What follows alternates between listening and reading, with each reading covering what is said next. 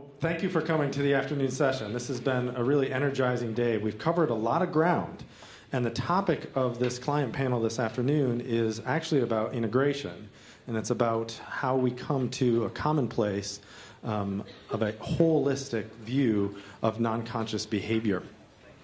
And so when you think about what we were presented with today, we heard some good theoretical work.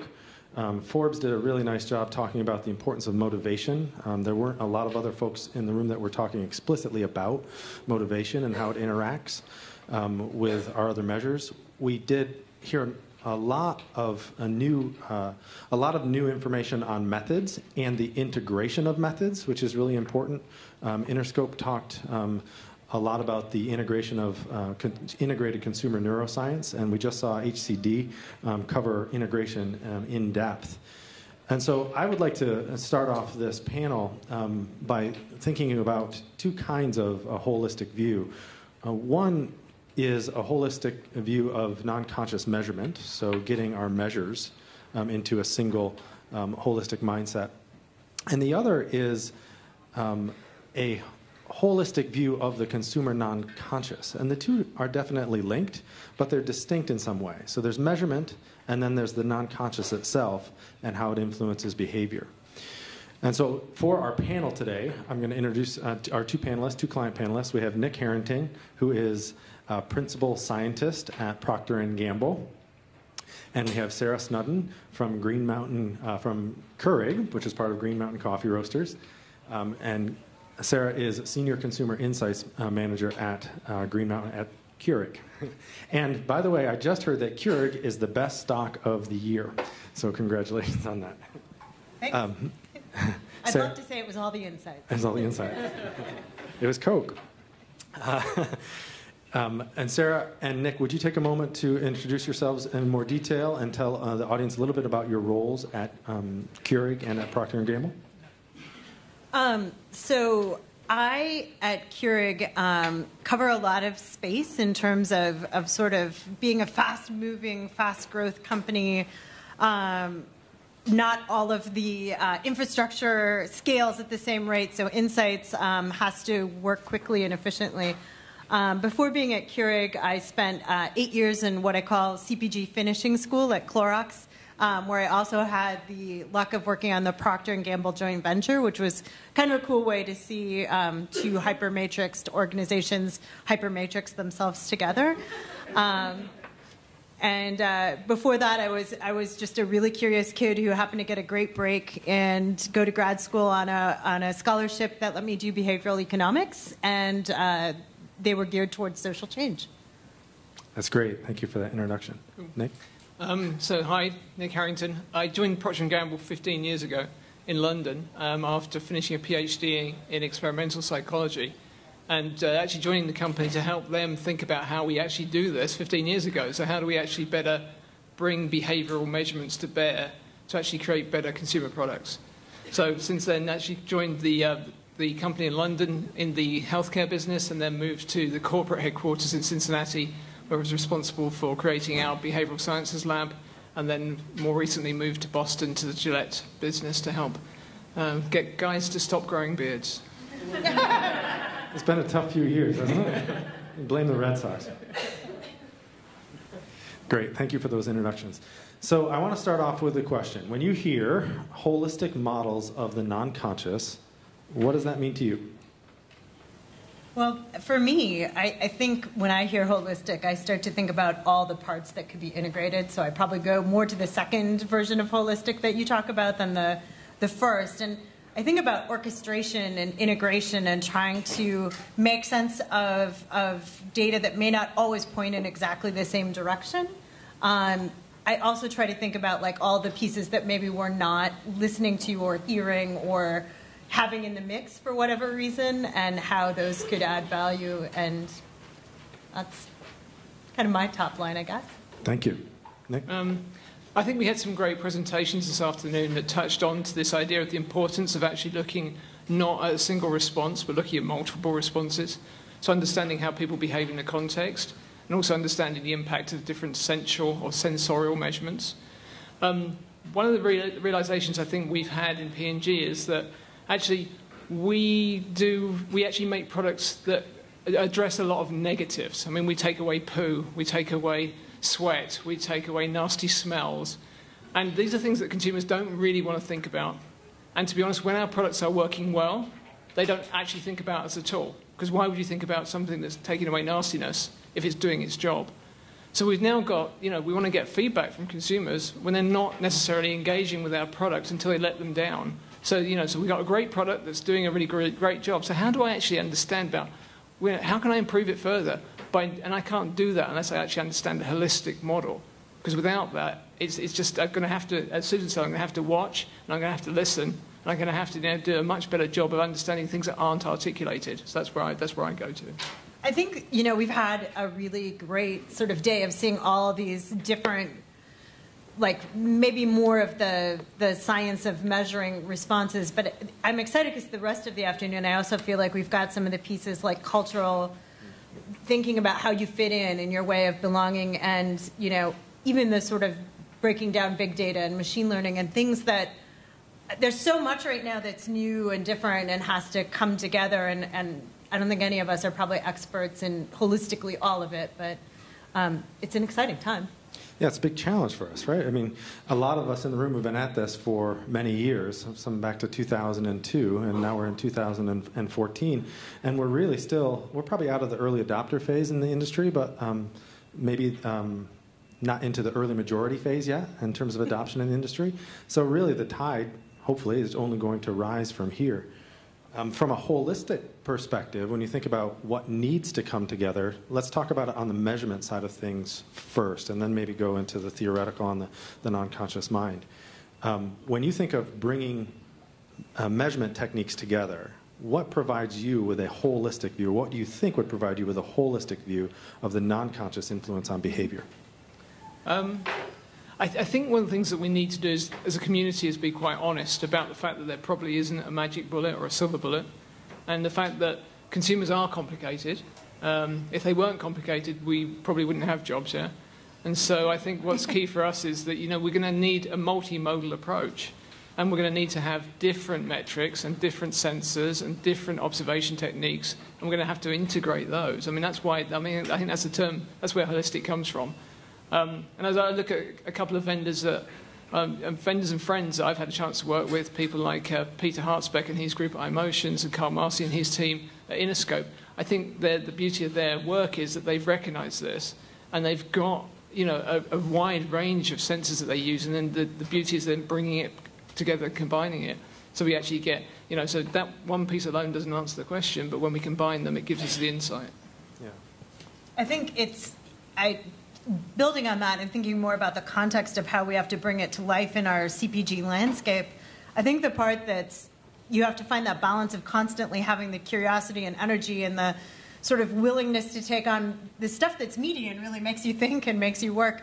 But then the even harder challenge is trying to find that coalition of allies or like-minded peers in a world where they're like, everything's running just fine, and we've got our ways of measuring. And there might be better ways, but just trying to find that way in and those breaks and sort of how you sort of seed it in a way that, while you're still trying to learn and integrate, is powerful and gets organizational traction. Yeah, that's great, and that's always a big challenge, right? Getting organizational traction, case studies, validation, predictive validity on sales. Those are things that tend to turn heads internally. Well, and sometimes it's just a matter of being able to take really complicated stuff and being able to boil it down into what you need to take action, or what is super digestible if you're not able to spend a lot of time really coming to know how the sausage was made. That's great. I mean, effective communication and making it digestible, making the translation easy to understand. That's honestly probably a challenge that we've had as an industry from the beginning. If you think about the behavioral sciences and the insights we've had in behavioral science for the last 30 or 40 years, we've known that we're not rational beings, that we don't behave rationally. And yet getting that adoption getting business to adopt those insights has been a challenge, probably because we don't have good translation of those. But certainly the folks in the room are great translators. I want to dwell a little bit more on the holistic measurement and talk explicitly about conscious measures. and how they fit into a holistic view of understanding human behavior. And I'd like to challenge, so I like to stir it up a little bit. So I want to challenge an idea that I heard earlier this morning. One was that we get great insight using implicit measures, neuro measures, biometrics on the non-conscious reaction to stimuli. And then we can turn to conscious measures to help us understand why. What I want to challenge here and get your perspective on is if consumers either often can't or won't tell you why they do what they do, why do we want to rely on conscious measures to provide us the why behind the non-conscious measurement that we're observing? I mean, I think when we talk about conscious measures, I think there's a spectrum. So, I mean, a conscious measure, I mean, and I think somebody talks about it, or referenced it earlier, even if we think about, like, even behavioral choice. So, I mean, actually, you talked about conjoint, but even perhaps on a more basic level, if you've got, here's your two options to go and purchase something today, which one are you going to purchase? That is a very conscious and that's a very why-driven question. That gives me at least an endpoint that I can then use my non-conscious measures to try and understand what it was about that. So that is a blend of conscious and non-conscious I think does have value. I think you're right. I mean, it's still at some level that we are asking questions in focus groups and surveys that really consumers can't understand. And I think you end up with, we certainly find a lot of our surveys that you can ask 20 questions about, say, how sharp a blade is or how painful a shave was. At the end of the day, you're really asking, was it a good or bad razor? So that's really interesting. So insight through observation, by putting people in different scenarios, observing their behavior, and getting insight through that observation. Yeah. And that's fundamental to all the measures we're talking about here, getting insight through observation. I think that's actually a nice segue to behavioral economics. How does behavioral economics wrap into all of what we've been talking about here today in terms of we've been talking about non-conscious measurement, but behavioral economics as a discipline, I think most of us feel like, hey, it fits here. You know, it belongs in this space.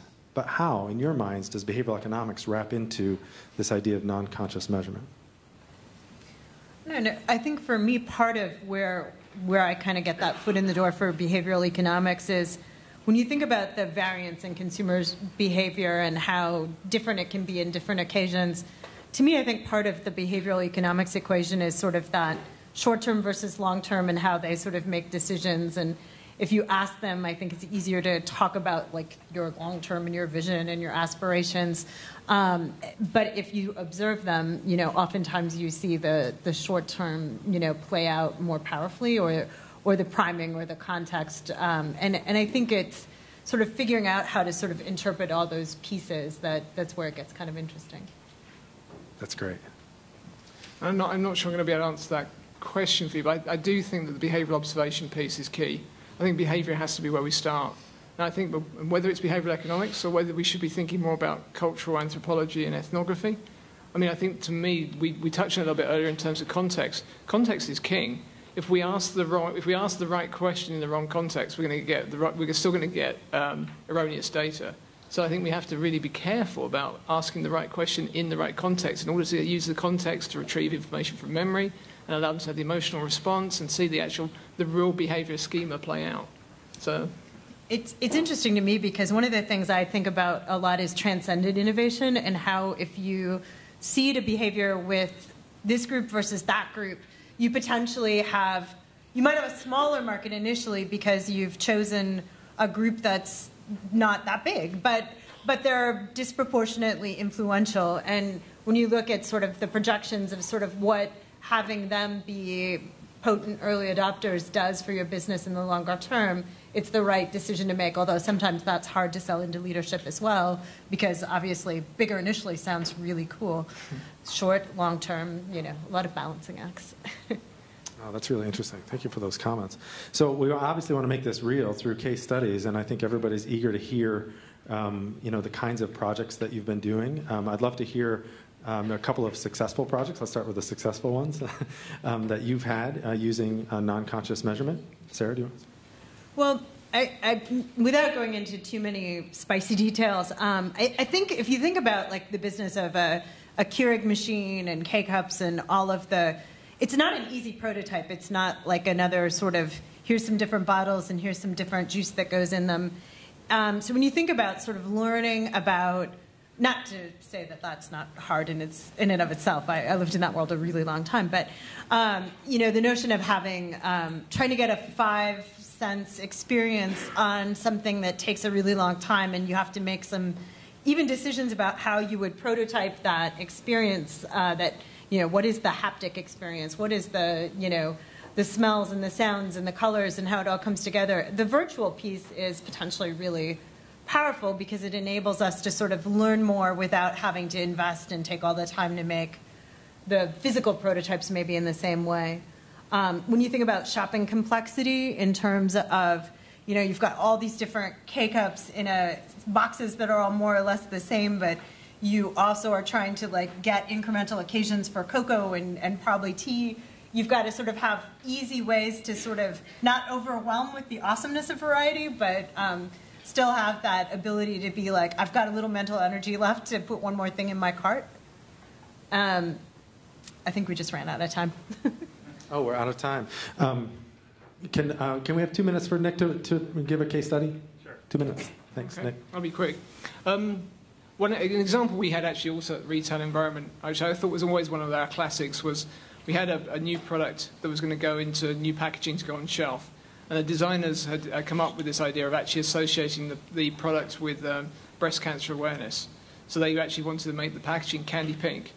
And it was going to be the only candy pink product in this category that was going to be on the shelf. And so in everybody's mind, there was no way the consumer could not see this product. There was no way the consumer would not see it, gravitate to it, pick it up, love it, and purchase it. And so that was the rational mind. And so that was the belief. And so we tested out this hypothesis in our lab in Cincinnati. And we actually had consumers come through and actually shop to shelf where this candy pink pack was sitting there. And everybody behind the glass could see the candy pink pack, and they could see it. And they knew the consumer was going to go there. And she went nowhere near it. And she went and picked what she always purchased, and maybe browsed around the thing that she always purchased. And then when she was asked if she'd seen anything new and different, she said no. She said she hadn't seen anything new on the shelf. So the designers were in the back, pulling out their hair, gnashing their teeth, believing that how could they fail so badly. What we then did, we actually repeated the exercise, and we put on mobile eye tracking.